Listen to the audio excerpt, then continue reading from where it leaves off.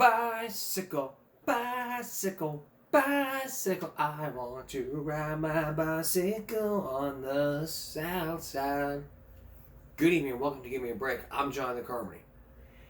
Would you like to ride your bicycle on the south side?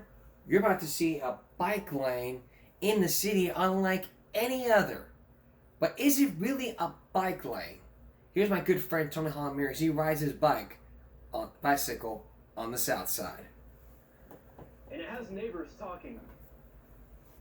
See these diagonal lines? It looks like paint, but what it actually is kind of like little speed bumps that separate cyclists, the scooter riders from cars. And that path is not just for those on bikes. To actually have be able to slice of the lane to be considered safe while also obeying the city ordinance. Nothing with tires on the sidewalk to keep pedestrians safe. This also keeps us safe. Shireen Dilsouz heads iBike CC, an advocacy group for all things bike-related in Corpus Christi. I just love it. While this bike lane only covers a half mile between Sunwood Drive and South Staple Street on Lipes, Dilsouz sees this as just the beginning, and that excites her. I spoke with District 5 Councilmember Gil Hernandez, who represents this area. He says there's a $1.5 million plan from the 2024 bond in the works to connect several bike paths on the south side. And if that's connected to here, that would be so amazing. It would be really great for kids going to school, families who want to be active, seniors. The bike advocate adds that the paths would help others that rely on biking as their main form of transportation. The bike racks are full, so it's safer for kids to get to their school. Not everyone has a driver's license. Medical problems, legal problems, and so on. So iBike Corpus Christi will be celebrating the opening of this bike lane on Sunday, April 6th. For more information, look for this story on our website, christv.com. On the south side, I'm your neighborhood news reporter, Tony Jaramillo, Chris 6 News. Well, I better get my bike fixed up. Thank you, Tony. Like I said, I better get my bike fixed up for April 6th. Probably not. But hopefully it will be great.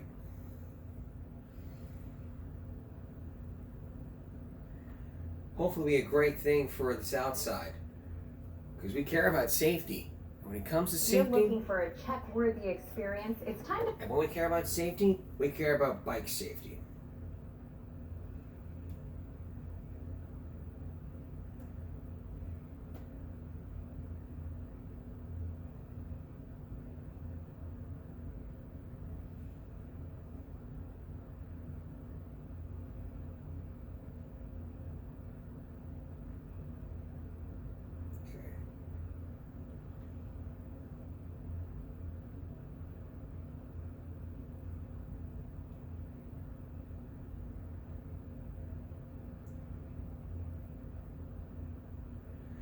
Now, I think I have a story that would even. There's a story all about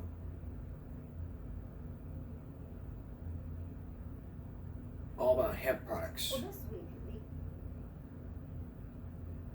Customer base is scared. Scared they're going to lose the right to access this medicine. Panacea owner Renee Pena sharing his main concern with the hemp ban that recently passed in the Texas Senate. Lieutenant Governor Dan Patrick citing one of his reasons for the ban was the increasing number of youth coming into similar shops. But Pena says that's not really the case. It's not really the adolescents. It's really grandma and grandpa that support our business. Pena says if the bill passes, it could spell disaster for the hemp industry. The shops, the small businesses, they will not survive. almost misleading. District 34 State Rep Denise Villalobos says she feels THC companies do use vague advertising tactics to attract younger buyers. Such as candies or sodas or energy drinks. She says it can have harmful consequences. These drugs, THC and others like it, are in our homes, and when unprotected laying around the house with children, it is not good. Pena says his shops and others like it have guidelines to make sure their products stay out of the hands of young children. Most shops carry also tobacco products. So we're already 21 and up. Everyone gets carded at our doors just like they would at a liquor store. Pena says hemp can also have certain healing factors. THCV is clinically proven now to help regulate blood sugar levels. So huge implications for South Texas because diabetes runs rampant here. But for Villalobos, she says the industry needs checks and balances. It's dangerous. They are susceptible to it, prone to addiction and all of those things, and we want to put a stop to that. Now, Villalobos says she'll hear the Senate bill on the House side in about a month, and that protecting youth in our area remains a top priority for her. Leslie, back to you. All right, Josh, thank you for that report. Now hemp is going to be illegal. We made marijuana illegal. In some places, marijuana is illegal. But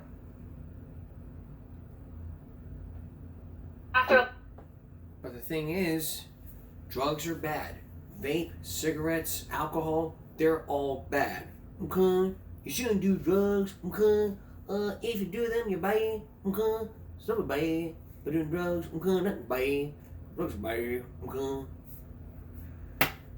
That's why drugs are bad. Later in the broadcast, Parker Pool is now going to be construction. The Parker Pool construction begins, and we have a first look.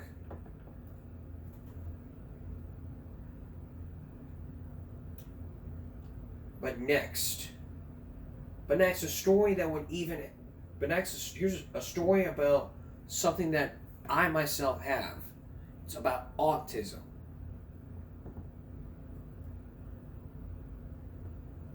Please stay with us. I have it. I have ASD, the autism spectrum disorder. I am on the autism spectrum disorder, diagnosed with PDD, pervasive developmental disorder with speech delay. I've had it since I was 2 years old, and at that time I couldn't even walk, talk, or speak. There are roughly over 1 million children in the United States with autism, and the same number around goes to the state and here in Corpus Christi. How do we combat autism? Well, that's why we have nonprofit organization. That's why we have special education programs in every school district in this country. But how would you feel about breaking the silence? How would you feel if your doctor came to you and say, hey, we have a cure for autism, but we don't want you telling about it? You feel so relieved that it helped out your child. You wanted to break the silence. Tonight you're going to meet one family who broke the silence on that cure. And what this family says can even cure many other people who are on the autism spectrum disorder. Can it really? Here's Vicky Mabry. It's like sometime between your baby's first and second birthday, somebody sneaks into your house late at night and they steal his mind and his personality and they leave his body behind. For Hollywood producer John Shestak and his wife Portia Iverson, it was like something from a horror film. Like most children with autism, their son Dove appeared to be developing normally. Ow! A happy baby, learning to speak. Hello. Then, at around 18 months, he lost the few words he had, stopped answering to his name, and disappeared into the frightening world of autism. I felt so helpless to help him, and yet every minute, every day I saw him getting further and further out of my grasp, and there was no expert out there to stop it. Dove, say hi, it's your birthday. Although there are varying degrees of autism, John and Portia were told their son had the most severe form. They were told he would never speak and probably was mentally retarded. Doctors said there was nothing Portia and John could do for him except give him constant care and get on with their lives. Now, age 10, the only sounds Dove makes are unintelligible. His behavior is filled with uncontrollable movements called stimming or self-stimulation. People don't want to do stuff with you out here if all you want to do is stim, okay? How frustrated were you? The worst times, were when he was in pain of some kind and we couldn't figure out, was it a toothache, was it a stomach ache, did he have appendicitis, did he break a bone, and he couldn't tell us. That's pretty helpless, and everything in you is saying like, you gotta help them, fix them, make them feel better, and you don't even know where to start. We wait for the feds to sort of actually make it. Portia and John were told there was no cure and that there were very few scientists even doing autism research. So they formed a research foundation called CAN, Cure Autism Now. That's a huge amount of work. In just 7 years, they've raised close to $20 million, making CAN the largest private supporter of autism research in the country. But their biggest breakthrough didn't come in the lab. It came from a boy their foundation brought over from India. A boy who seemed very much like their own son, but with some dramatic differences. This child is challenging every assumption about autism, turning the world of Portia and John and thousands of other parents like them upside down. His name is Tito Mukhopadhyay, seen here when he was 10. Like Dove, he's severely autistic. He too is almost mute and has little control over his body. Now 14, Tito still exhibits all the same symptoms of autism, but he's doing what doctors, researchers, and most parents of autistic children once thought impossible. He has learned to write eloquently and independently about what it's like to be trapped in an autistic body. I was able to ask Tito things I always wanted to ask my own son, Dove. Why do you flap? Why do you rock? Why can't you look in my eyes? You know, and Tito could answer all these questions. What do you think the biggest misperception is that people have of people with autism? So, what we are seeing in Tito is unprecedented. By definition, people with severe autism have trouble with language, a notion that Tito shatters every time he puts pen to paper. That they don't have any understanding? Any understanding of what?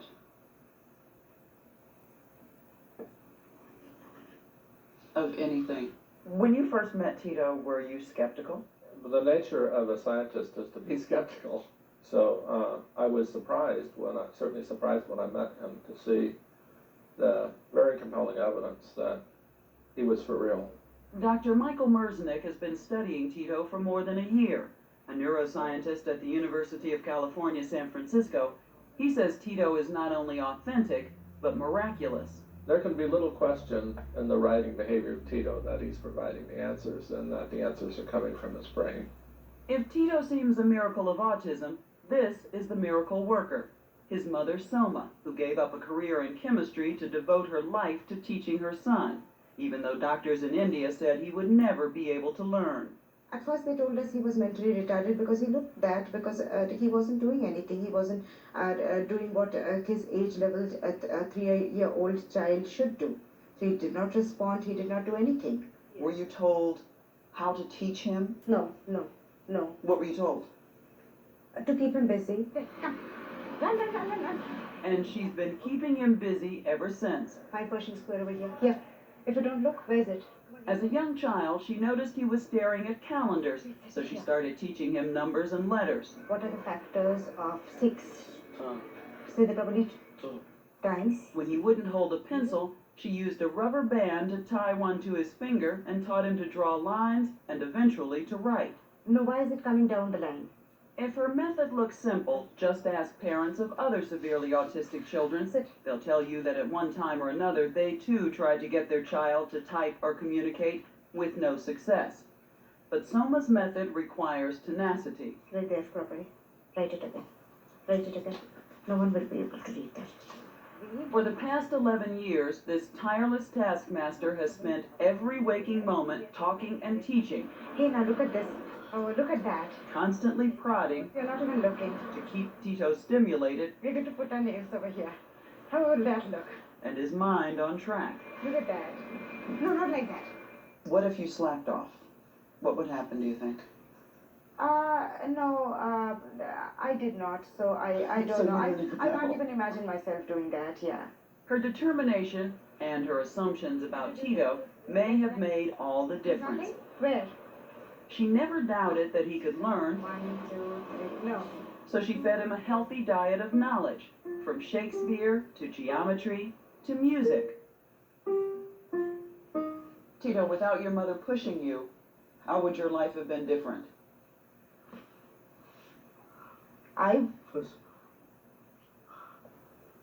Would having been of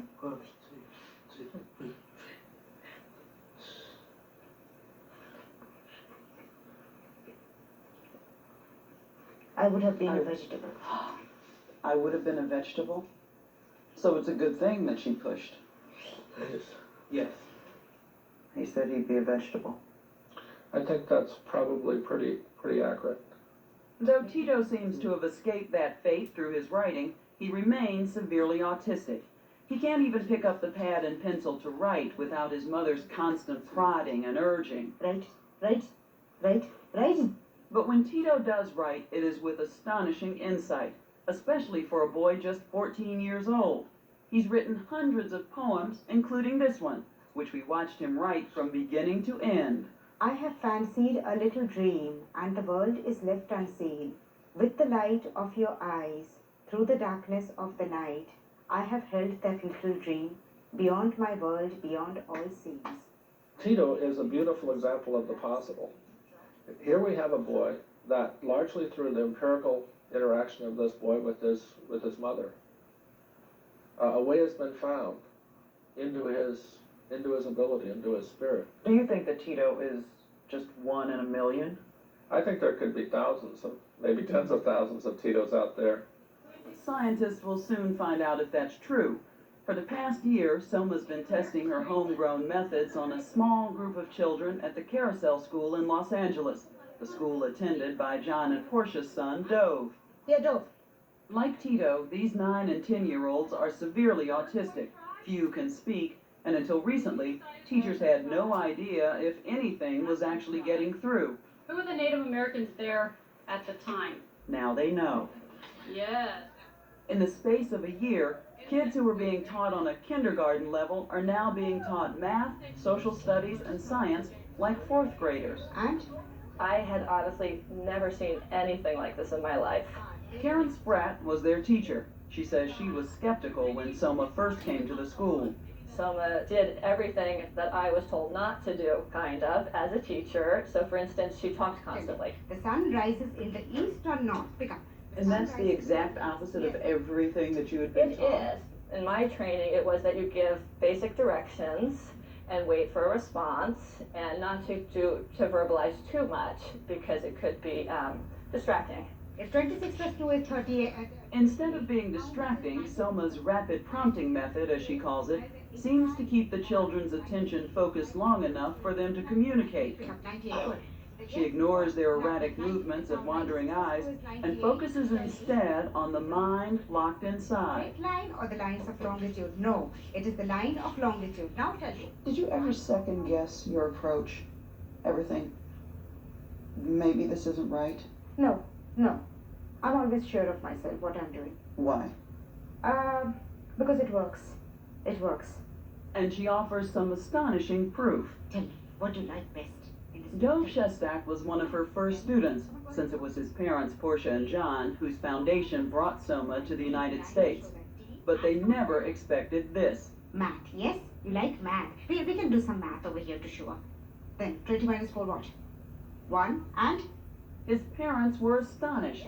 From a boy who 6 weeks earlier couldn't even tie his shoes, suddenly came full sentences, complex thoughts, and words spelled correctly. It is a flower, and that's a bulb. The best way I can put this is, it seemed like I was seeing the kid that had disappeared 7 years before, and suddenly, it wasn't just the one word or gesture I was able to get, it was whole sentences and ideas. Keep going, I know what you mean, but finish it up. I was like a kid in a candy shop, I didn't know where to start. What's your favorite color? What do you want to be when you grow up? I mean, all the questions you asked a child over years. Every day there was whole new sets of things I was finding out. Hey, Dove, tell me, why do you like math so much? They learned that Dove is interested in religion and history and is a surprisingly good mathematician. Why? It's easy. We asked Dove how he had learned so much when no one had formally taught him. I. Come on, go ahead, come on. He told us that all those years when people thought he was lost in his own world, he was actually listening to everything around him. You learn to spell and you learn to do math. Although Soma's method has not been studied scientifically, Mike Merznick is one of many researchers who think it should be taken seriously. I think it's almost certain that this method can be used with many, many autistic children. And the initial indication from these studies in Los Angeles is that it might apply even to the substantial majority of these children. That they might be helped by this method, by someone prodding them and telling them, think, do, act. Exactly. Scientists can't help but wonder what other secrets Tito, Dove, and others like them still hold. Are you happier now? But one thing is certain. The ability to communicate has had a profound effect on Dove's life. Yes. He's happier now, and you don't have to be a scientist to understand why. Yes. I can tell others my feelings. That's why you're happy. And that's what makes me happy by sharing this story. And like I said before in the beginning of this broadcast, I have autism. PDD with speech delay. I've had since I was 2 years old, and throughout the years I've tried something that helped me overcome it. I tried journalism. Nah, screw it. But music really, really helped me. It really helped. Here's the thing for you autistics out there. Find something you like, stick with it. It'll help you overcome your disability. If you want to stick to journalism, stick to journalism. If you want to stick to music, stick to whatever you love and like to do. You have a gift. We all have a gift. All of us. We don't just have to use it to help people, even if they don't understand. It's like all people want to do is love. All people want to do is just help the world. We autistic people have a gift. Even if they don't understand. Nobody likes it whenever you like shake your hands or have out of control seizures, and they're afraid of you because you prove them wrong.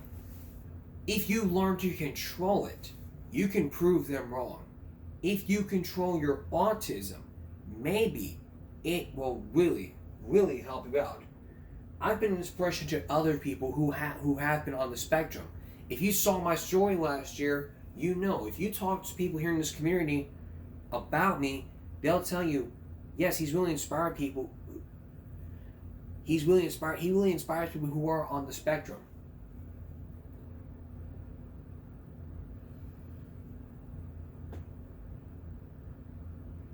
So my tip is this.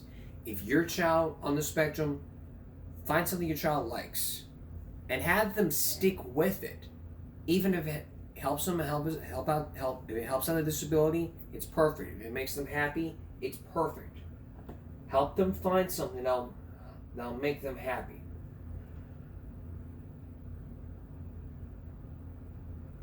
If it doesn't work, then there's always a plan B put in place.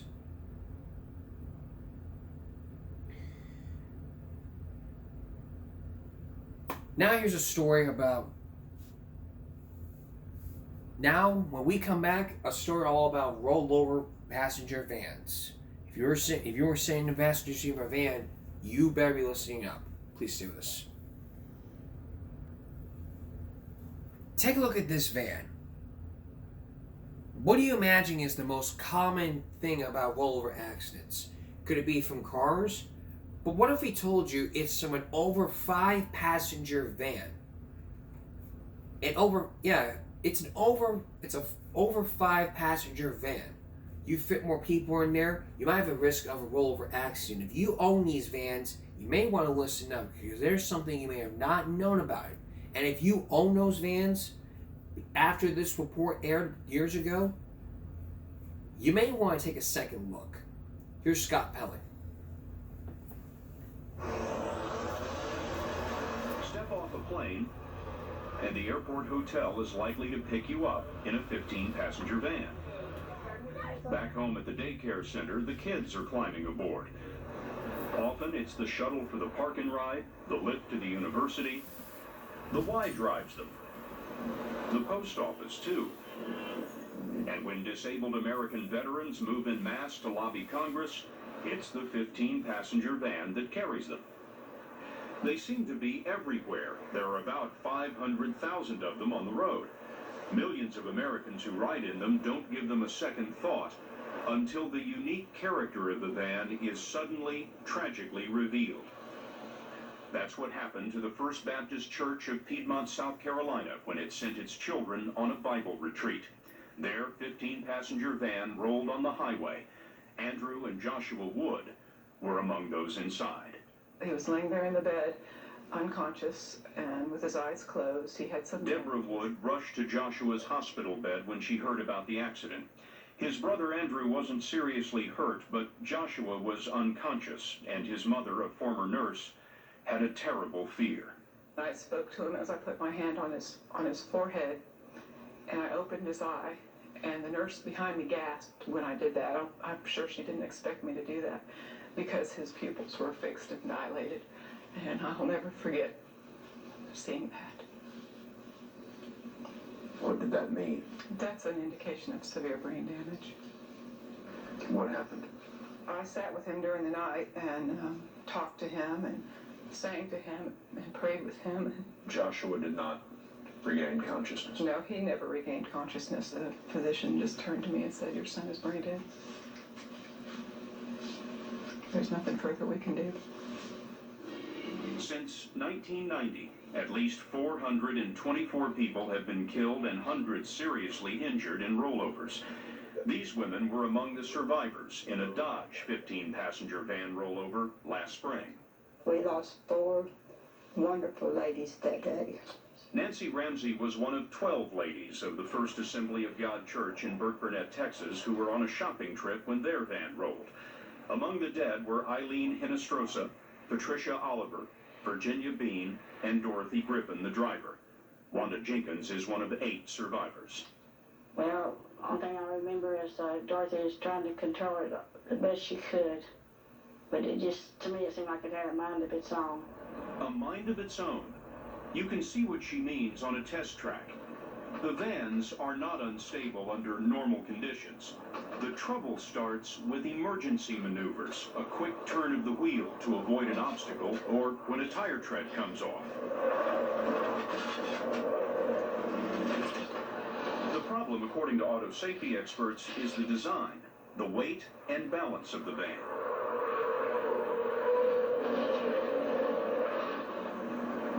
Just look at how the 15-passenger van compares to a regular van. On most models, the car manufacturers have used the same wheelbase. We've lined these 2 vehicles up wheel to wheel. But you can see on the 15-passenger model, the back end has been extended.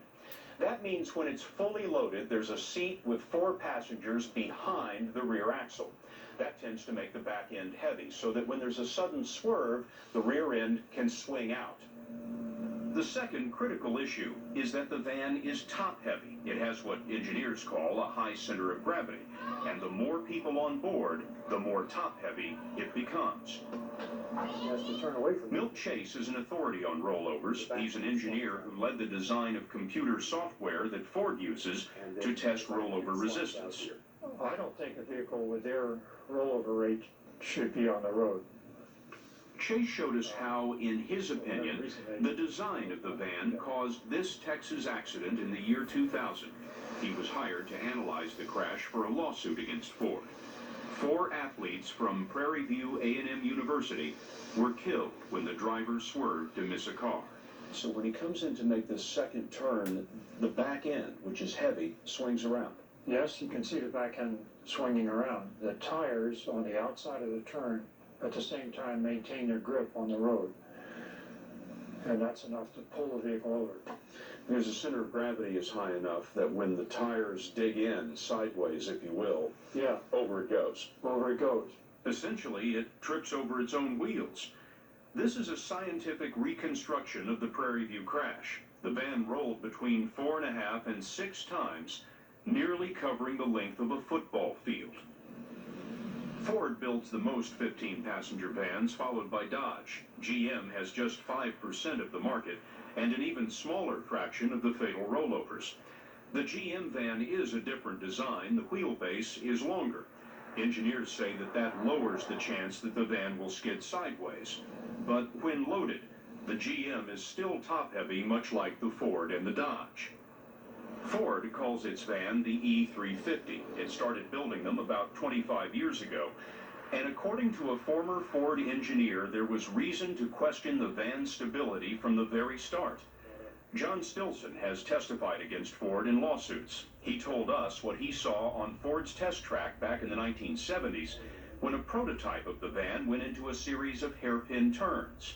They have three or four hairpins, and they have to drive the vehicle through these hairpins when the vehicle's on the test track. And when the vehicle went through those maneuvers and into those curves, I could see that an experienced test driver was having a very terrible time trying to control the vehicle On a test track with an experienced driver. That's right. What hope does a coach, a housewife, a choir director have? None. Not if that rear end breaks free. The vehicle's going to go unstable. Ford had another indication in 1993. That year, the company gathered federal crash statistics that showed that the 15-passenger van was a standout with a high rate of fatal rollovers compared to other trucks and vans. 6 years after its internal analysis, Ford built the van that killed those 4 Prairie View A&M track stars: Vernon James, Jerome Jackson, Houston Watson, and Jason Stearns. Patricia Stearns, Jason's mother, saw it on the news. I saw the black bag that he had. It was a set of luggage that he had received from, family. And as a mother, you just feel these things, and Jeff Wigington is a lawyer who represented the Stearns family in a suit against Ford. Our accident wasn't the first, and it wasn't the first by any means. There have been hundreds of people killed in E350 van rollovers. College sports teams were hit hard in the year 2000. Just look at this string of rollovers. January 13th, the Kenyon College swim team, 1 dead. The next week, DePaul University's women's track team, 3 injured. The week after that, the University of Wisconsin Oshkosh swim team, 2 seriously injured. And the week after that, Prairie View A&M. All of these vans were Fords. This series of crashes caught the attention of the National Highway Traffic Safety Administration. It investigated the van's record and issued a rare warning concerning the Ford, Dodge, Chevrolet, and GMC vans. The warning says, the risk of rollover increases dramatically as the number of occupants increases. The agency studied single vehicle accidents in which at least 1 person was killed and found that with 10 or more passengers, 85% of the crashes involved a rollover. You may wonder whether there are any standards for rollover resistance. The government doesn't require any. So we asked former Ford engineer John Stilson about Ford's internal standards. Ford Motor Company has its own standards for rollover resistance. Yes, they are internal standards. And they use those guidelines in developing their vehicles. Some vehicles. Some vehicles? Yes. Which vehicles? Well, the vehicles other than vehicles that weigh more than 8,500 pounds. And the 15-passenger van is over 8,500 pounds. Yeah, in fact, in the vans and wagons, that's the only one that's over 8,500 pounds. Why would they do that? Because it cannot pass the test. It's that simple. This is one rollover resistance test, a computer simulation that Ford does run on most of its vehicles, but not the 15-passenger van. Since Ford doesn't run the test, we asked engineer Milt Chase to run it for us. The result of the test was what? The result of the test was that in the gross vehicle weight, or the most heavily loaded case, the vehicle rolled over at least 3 times out of 4. So it's a disaster in a sense. Ford has argued in the past that computer simulation doesn't reproduce the real world. So we looked in on a series of tests that were being run on a track in preparation of a lawsuit against Ford. Robert Hooker with Alisco Systems of Colorado runs vehicle tests in dozens of lawsuits against car makers. Here, Hooker is testing a 1995 Ford 15-passenger van. It's a test for a lawsuit involving the crash of a South Carolina church van in the year 2000. The test van was loaded with water tanks to simulate 13 passengers plus the driver. Instruments were attached to record steering, speed, all the forces on the van. Remember that computer test? Well, this is the same test on the ground. The van tipped over on its outriggers at 40 miles an hour. At slower speeds, the van did better. It did not lift off the ground in 2 tests at 25 miles an hour and 1 at 30 miles an hour. This is another test, the double lane change. It's designed to simulate an emergency maneuver. This time the van tipped at 35 miles an hour. The final test is one engineers call the fish hook. It's designed to push a vehicle to its tipping point. The van lifted up at 35 miles an hour. Ford argues that those tests are unreliable. In fact, in 1999, in a 15-passenger van lawsuit, Ford's lawyers said that Hooker's tests were outrageous stunts with the sole aim of tipping up the vehicle. But the judge in the case allowed the tests, and a jury ordered Ford to pay the victims about $20 million. The case is still under appeal. Ford declined an interview for this story, but it did send us this letter, which says in part, Ford tests its 15-passenger Econoline van in a broad set of handling evaluations, including extreme maneuvers beyond the capability of normal drivers. Ford wrote, "The vehicle meets our stringent internal guidelines, which contain an ample margin of safety." But Ford also included these words of caution for drivers: avoid sharp turns, excessive speed, and abrupt maneuvers. We asked engineer Milt Chase about that advice. There can be situations, something falling off a truck in front of us, or someone darting out, or a deer. We're going to not be able to brake soon enough, and the only thing that can avoid a collision is to swerve. And to say avoid that avoidance maneuver is asking something unreasonable. The accidents keep coming. It happened again last week when a U.S. Marshals van carrying federal prisoners rolled in Texas. 2 were killed. The week before in Florida, another rollover and 15 injured. They are accidents all too familiar to survivors like Rosalie McCarty from that church van rollover in Texas. I fear for the people that have them, for the churches, the different organizations that have these vans. A college, we were in Oklahoma City at a college, and there was 5 of them, just like ours, parked out there. And I cringe at the thought of anyone getting in those vans. Deborah Wood, whose son Joshua was killed in 1996, says she notices the vans now all over town. Every time I see one, I just always say a prayer for the people that I see on those vehicles. Both Daimler Chrysler and General Motors declined interviews. GM told us that its longer wheelbase results in a more stable vehicle that allows the driver more control. Chrysler said its 15-passenger van is subjected to a wide range of strenuous handling and stability maneuvers, but it added that the vans require the driver to understand the unique characteristics of the van. Safety experts tell us that to drive a 15-passenger van with greater safety, it must be loaded with no more than 10 passengers. Those passengers should be seated toward the front, and seat belts are essential. It's also important to maintain the tires. In the words of one engineer we talked to, the tires on a 15-passenger van must never fail. Do your homework. You're going to purchase that van, do your homework. We're going to take a break. We'll be right back. Genes are the basic building blocks of our human body. But could you ever imagine finding a new gene in your heart? Or probably on that one's linked to heart disease? Well, that's exactly what's going on in Iowa. Tonight we're going to talk about the heart attack gene. What is it? How it can be prevented? And how can it be cured? Take a look. 1, 2, 3, cheese! This past weekend, the Stephenson clan gathered for a Thanksgiving reunion at the family farm in Buffalo Center, Iowa.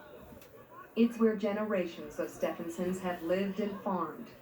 Today, they range in age from 6 months to 80 years. There's a strong family resemblance that reveals itself when the family gathers together.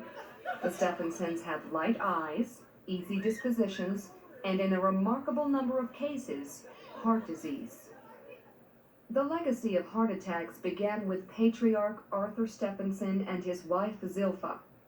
Their youngest son Marvin recalls vividly the day his 45-year-old father literally dropped dead of a heart attack. I was at pasture in the front seat with him when he slumped over to the front driving side of the car. You must have been scared. Oh, I'm sure. You were just a little boy. Exactly. It stays with you, though, doesn't it? Oh, yeah, you don't forget those things. John, how did that event affect your life? It was hard to believe at the time because, like, I felt Dad was kind of indestructible. 74-year-old John Stephenson said the loss of his father devastated the family. Years later, history nearly repeated itself when Don was duck hunting with friends and suddenly his heart gave out. I couldn't push the boat anymore, and I sat down, and then I got real sleepy. So they pushed me over to the bank, and I put my arms around two of them, and we just walked into the car, and then they took me to the hospital. They didn't even want to operate on it. They said there wasn't anything they could do about it. John was hardly the only member of his generation to suffer from heart disease. Incredibly, almost every single one of his 10 brothers and sisters did too. Whether it be a heart attack or heart disease, how many of you have had it? DeVere, Cecil, Elaine, Clyde, May, younger sister Jeanette, Marvin, and Joanne. So that's most of you. Yeah, and then we've got some nephews. Did you think it was diet, perhaps? Those big family meals? I think pretty much the entire family thought it was probably our way of life, and that because when I first got married, Barbara said, "Do all the Stephensons put bread on their butter instead of butter on your bread?" Don thought there had to be something else. There must be another reason why so many of his relatives have bad hearts. Last year, he went to the Cleveland Clinic for answers. His timing could not have been better. Hey, Dr. Stephenson. Hey, great to see you. Dr. Eric Topol, chairman of cardiology, was looking for a big family to study. Like others in his field, he was searching for a gene that causes heart attacks, and a big family with heart disease could help him find it. You're the main man right here. And then is there all your brothers and sisters? While he was visiting with more advanced heart disease, he happened to mention to one of the cardiologists here that he had 10 other siblings, of whom 9 had had heart attacks. It's actually very striking. You look at their hospital records. The heart attack, when they had a heart attack, 61, 61, 61, 61, 62, 63, 59. Is that unusual? Yes, because, well, typically heart attacks occur in the mid-50s to 60s, but to see the clustering almost at the same age among a family was another strong signal that this was a genetic story that was playing out. For Topol and his team, the Stephensons were the perfect family to study. Rampant heart disease in the same family, and lots of heart attack survivors willing to give their blood so their DNA could be examined. The older generation alone was a windfall. So many brothers and sisters, including 72-year-old Betty and 76-year-old Elaine, who's had 3 heart attacks. Kind of every 2 years, we had a baby. Mother had a baby. Part of the magic of being a Stephenson, there's always another one on the way. That's right. How big is the Stephenson family? Don, how many of them are you? Well, total, I'm not really sure. I would say it's somewhere in the neighborhood of 100 altogether, wouldn't you? Well over 100, I think. Just a lot of Stephensons. Yes. Of the DNA. Don convinced practically all of his siblings to participate in Dr. Topol's research. So the Cleveland Clinic team of 50 researchers spent over a year working night and day, sorting through billions of bits of genetic information from each Stephenson. By comparing the family members with heart disease to the lucky few who never got it, Dr. Topol hoped they could find the gene causing the problem. And this is the last coding sequence. This week, they announced a breakthrough. Somewhere in those billions of gene parts, Topol's team discovered a spot, which turned out to be a genetic defect. It was fascinating because it was a protein that no one ever knew had anything to do with heart attacks and heart disease. It's a significant discovery, published in this week's Science magazine. Dr. Topol and his team found a defective gene which creates a weak artery wall. Eventually, in later years, a protein from that defective gene causes the artery wall to crack, setting the stage for a heart attack. Dr. Topol found the defective gene in every Stephenson who had heart disease. So are you going to get to the point where you can say you have this gene and you are guaranteed to have a heart attack? You're going to have heart disease in your lifetime without any question. It's a 100% chance. How exciting is this discovery to you? Even though this may turn out to be a rare condition, it really sets the stage for unraveling the other key genes that cause heart attack and coronary disease. So in that regard, it's really exhilarating. Exhilarating because now with a simple blood test, Dr. Topol can identify this gene in the youngest Stephensons. Those who have it need to be extra careful about things like cholesterol and high blood pressure, long known to encourage heart disease, and especially bad for the Stephensons' already vulnerable hearts. Dr. Topol says the gene may be unique to the Stephenson family, but it's more reason to believe that it all starts in the genes.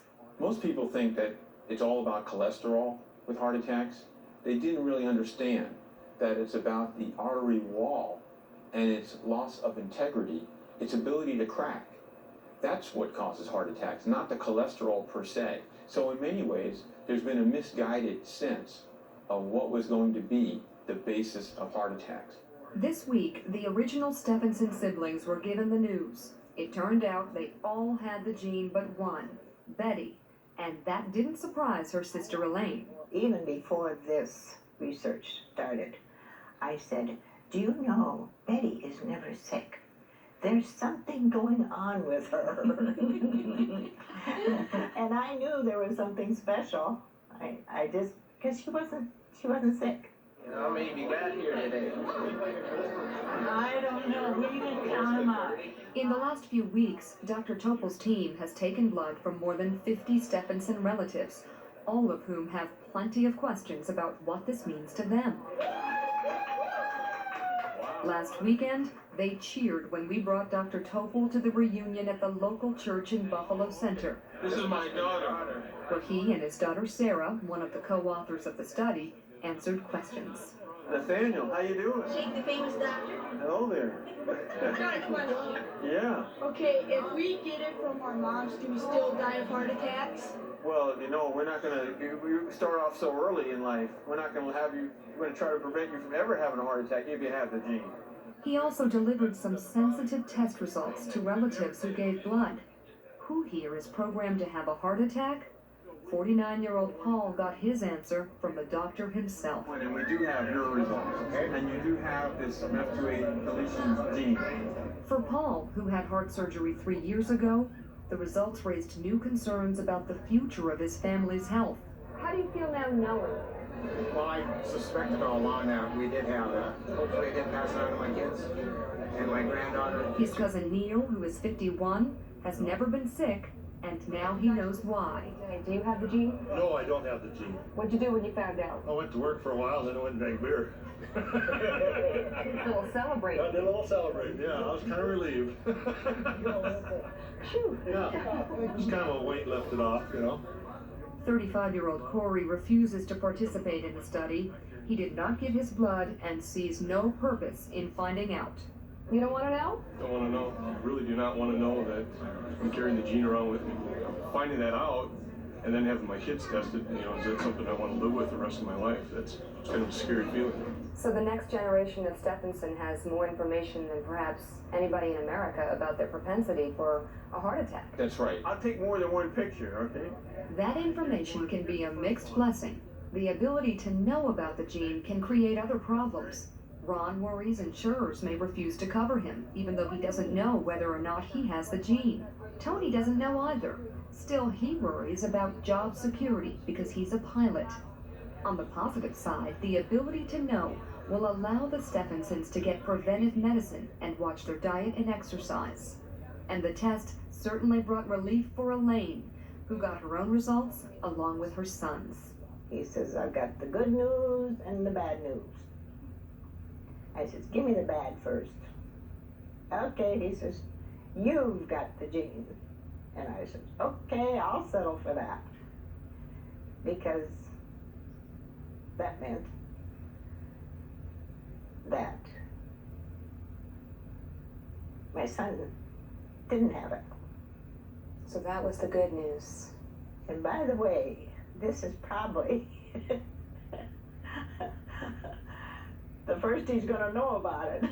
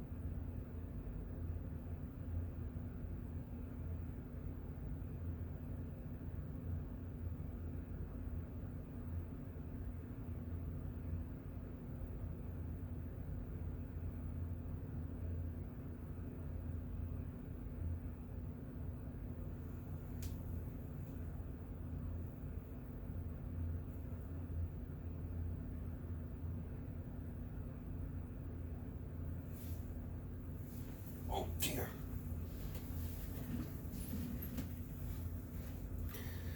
Make sure you're open here. We're taking a break for back. Coming up on Give Me a Break Saturday, let's take a look into dangerous hallways. You'll meet a family who says the spotlight is back on them after they try to help them. After one superintendent was like, after one school district was like, saying we're stuck with it. You may be shocked to hear what happened. That's on Saturday. That's all this is. Friday going to Saturday. We'll see you again next Saturday. Have a good night.